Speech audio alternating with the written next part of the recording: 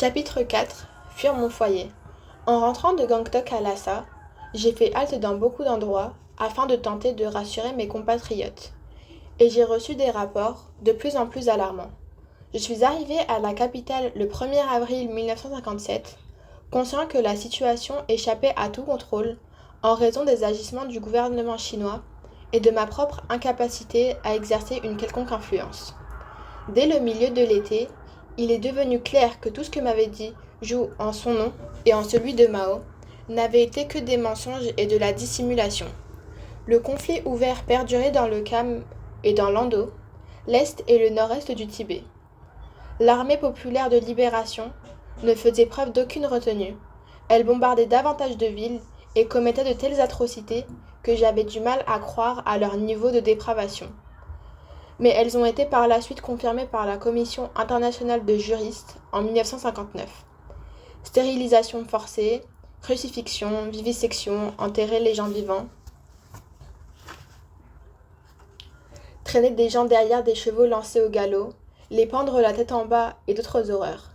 Des milliers de réfugiés supplémentaires venus du Kham et de l'Ando avaient fui et s'étaient installés dans des campements aux abords de la ville. Tout au long de 1958 et début 1959, la situation a encore empiré et un nombre croissant de personnes a rejoint la résistance active tibétaine, l'armée nationale volontaire de défense, qui prendrait ses quartiers dans le sud du Tibet et menée par Adruk Gompo Tashi, un dirigeant énergique. Pour atténuer les tensions, j'ai tenu plusieurs réunions avec les généraux les plus hauts gradés de l'armée populaire de libération à Lhasa, dont le général Tan Guansan, à la tête des troupes chinoises au Tibet, un homme connu pour son mauvais caractère. Par l'intermédiaire de ces généraux, le gouvernement chinois insistait pour que le nôtre envoie des soldats tibétains combattre la guérilla tibétaine. Envoyer nos soldats contre notre peuple était impensable, d'autant que ces gens-là se battaient pour sauver notre terre et notre culture. Au même moment, les Américains me laissaient entendre que si je sollicitais leur assistance pour soutenir le mouvement de résistance, ils nous l'accorderaient. Bien sûr, en tant qu'étudiant du Bouddha et profond admirateur de la philosophie de non-violence de Mahatma Gandhi, je ne pouvais pas m'imaginer faire une telle requête. À l'époque, je dois admettre que quelque chose en moi admirait ces guerrilleros. C'était de courageux Tibétains qui mettaient leur vie en danger pour sauver notre nation et la foi bouddhiste. Je savais aussi que beaucoup d'entre eux considéraient qu'ils se battaient par loyauté pour moi, en ma qualité de Dalai Lama. Je me demandais quel conseil m'aurait donné Mahatma Gandhi dans cette situation délétère. Aurait-il cautionné la violence dans ce cas précis ? Je ne pouvais pas le croire. Et d'un point de vue pratique, j'étais convaincue que l'usage de la force contre les Chinois ne serait pas seulement inutile, mais véritablement suicidaire.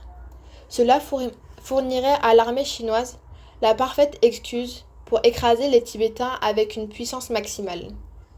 Au milieu de tous ces événements, je me préparais pour les examens finaux du Geshe Iharam programmés lors du grand festival de la prière de 1959.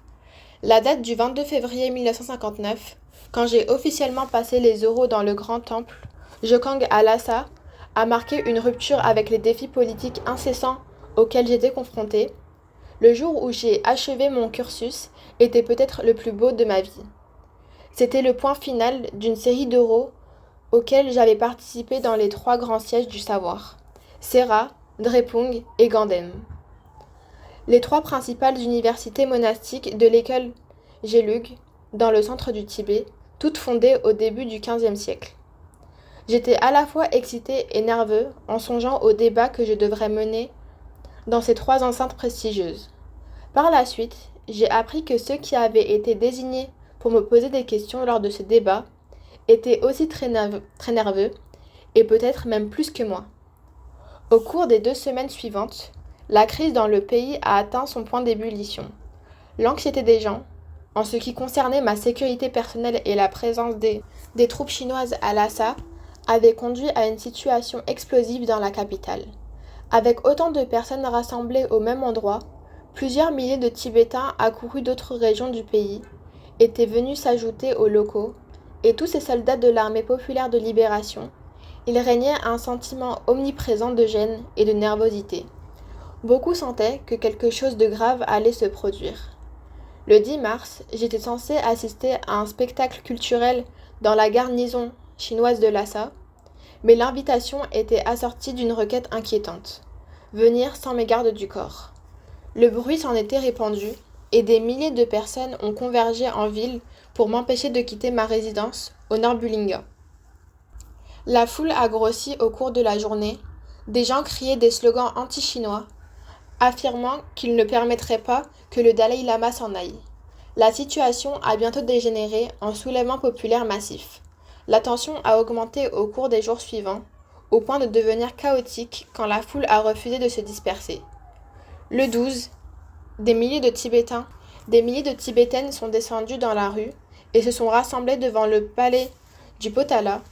Elles ont mis le feu au drapeau chinois et à des photographies de Mao, Zhou Enlai, de Zhu De, en criant « Le Tibet a toujours été libre, le Tibet aux Tibétains, longue vie au Dalai Lama, longue vie à Gandhem Phodrang ». Ce dernier nom étant celui du gouvernement tibétain dirigé par les Dalai Lama.